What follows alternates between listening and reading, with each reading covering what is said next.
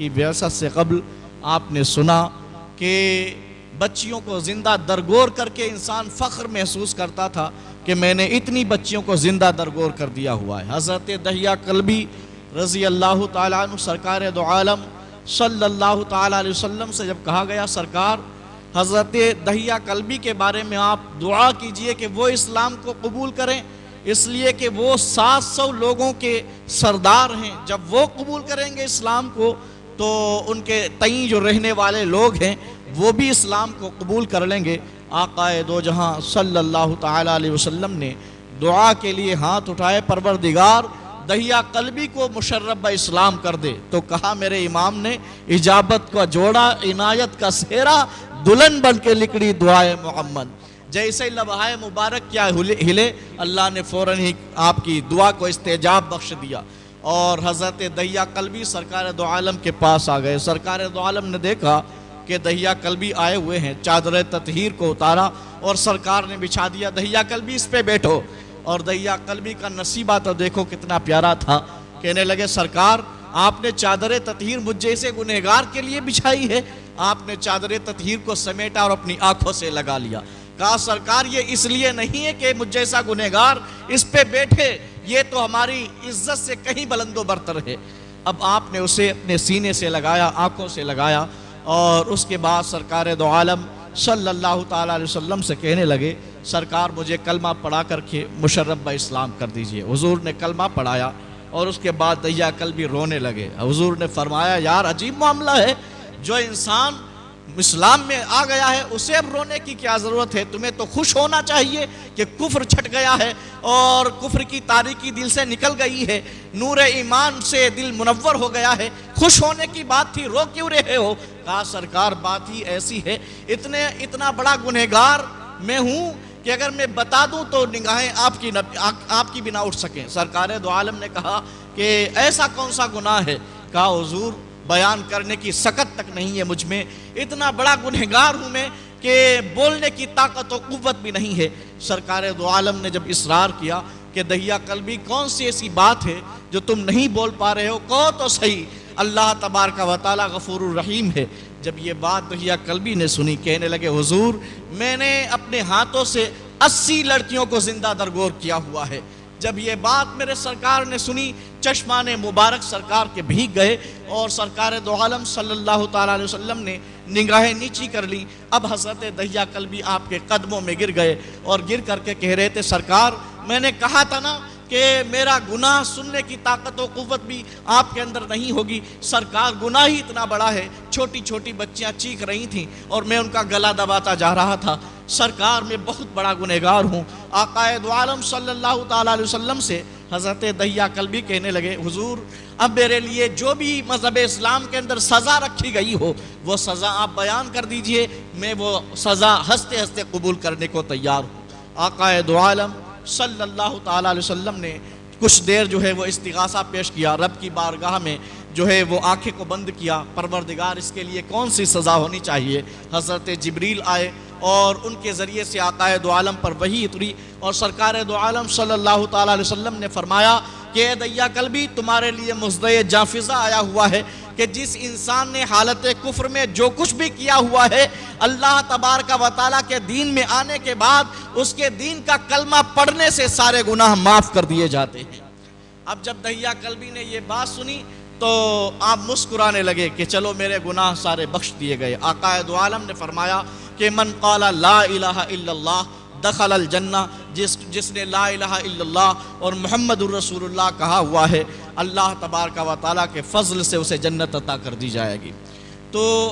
آقا دو عالم صلی اللہ تعالیٰ علیہ وسلم کی بعثت ہوئی اسی تاریخ میں۔ سرکار دو عالم صلی اللہ تعالیٰ علیہ وسلم کی بعثت سے قبل آنے والی دائیاں کوئی دائیاں نہیں تھیں، بلکہ بیشتی حوریں آئی ہوئی تھیں حضرت آمنہ کے مکان میں کہ چلو حضرت آمنہ کی مدد کر دیتے ہیں، حالانکہ مدد کی کوئی ضرورت نہیں تھی کیونکہ سرکار ایسے پیدا ہوئے کہ ماں کو کوئی تکلیف ہی نہیں ہوئی،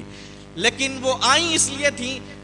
بہانہ تو مدد کا ہے، اصل میں سرکار کے دیدار کا نشانہ ہے، وہ دیکھنے تو حضور کو آئی ہوئی ہیں۔ تو آقا دو عالم صلی اللہ تعالیٰ علیہ وسلم پیدا ہوئے تو کسی نے کینچی کو اٹھایا چلو ناف کو کاٹ دیتے ہیں، لیکن جب سرکار دو عالم کے قریب پہنچے سرکار ناف بریدہ پیدا ہوئے تھے، پہلے سے ہی ناف آپ کا کٹا ہوا تھا، تو کسی نے سرمے دانی کو اٹھایا، بچہ بڑا سونا لگتا ہے، چلو آنکھوں میں سرما لگا دیں، جب آنکھوں کی طرف نگاہ پہنچی تو دل ہی لٹ گیا، ارے پہلے سے ہی سرما بھی لگا ہوا تھا۔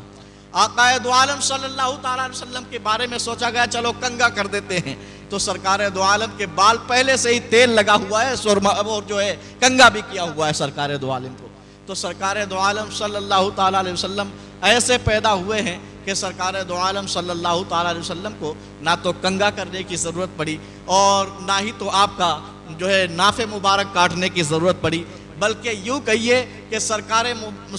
دو عالم صلی اللہ تعالیٰ علیہ وسلم جو پیدا ہوئے وہ ایسے پیدا ہوئے کہ ہم لوگ جو پیدا ہوتے ہیں پھر ہمارا ختنہ کیا جاتا ہے، سرکار دو عالم جو پیدا ہوئے ہیں مختون شدہ پیدا ہوئے ہیں، پہلے سے ہی ختنہ بھی کیا ہوا تھا، کیونکہ میرے آقا صلی اللہ تعالیٰ علیہ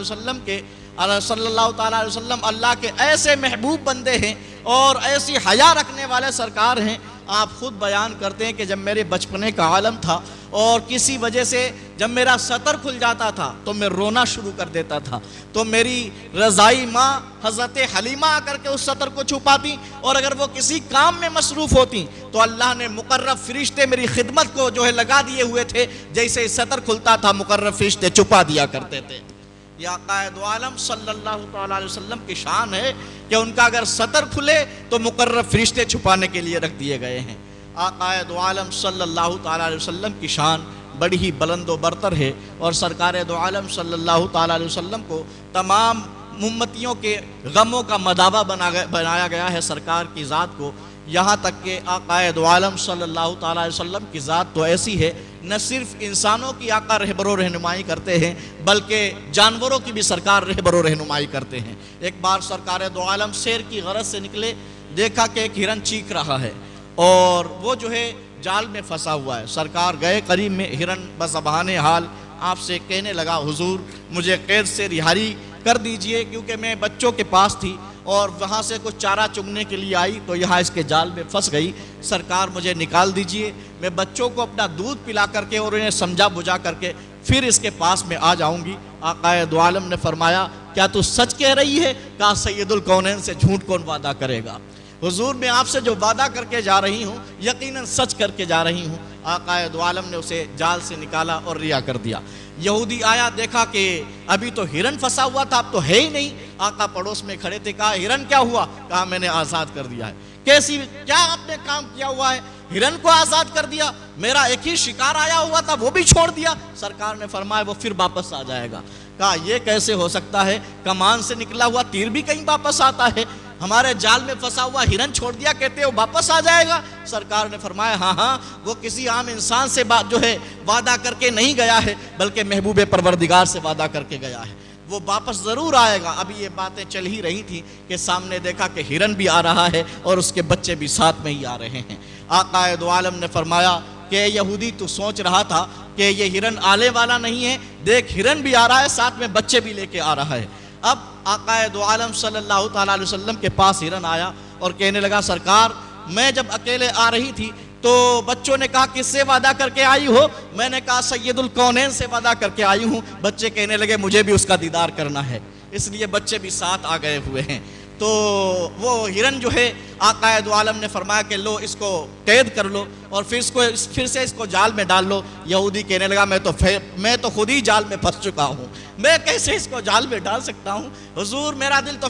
خود ہی آپ کا اسیر ہو چکا ہے، آپ کا قیدی بن چکا ہے، آپ مذہب اسلام میں مجھ کو داخل فرما لے۔ یہ سرکار دو عالم صلی اللہ تعالیٰ علیہ وسلم ہیں۔ یارو وہ تو سب کی سنتے ہیں، یہاں تک کہ بتایا گیا کہ ایک باغ میں ایک اونٹ تھا جو سرکشی کر رہا تھا، لوگ اس کے قریب نہیں جا رہے تھے اور جو بھی اس کے قریب جاتا تھا وہ اسے زخمی کر دیتا تھا۔ آقا دو عالم صلی اللہ تعالیٰ علیہ وسلم اس باغ میں جانے لگے تو لوگوں نے کہا حضور ذرا حساب کتاب سے جانا، یہ جو اونٹ سامنے ہے یہ پاگل ہو گیا ہے۔ آقا دو عالم صلی اللہ تعالیٰ علیہ وسلم اس کے قریب پہنچے،